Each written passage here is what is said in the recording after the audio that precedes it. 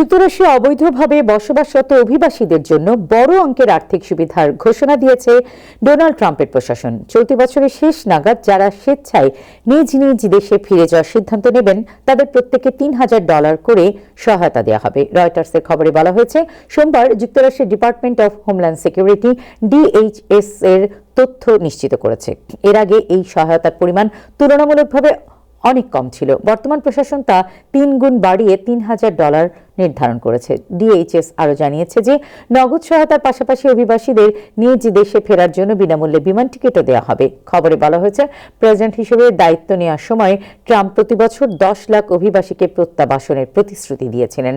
চলতি বছরে এখন পর্যন্ত তার প্রশাসন প্রায় 6,22,000 অভিবাসীকে প্রত্যাবাসিত করেছে।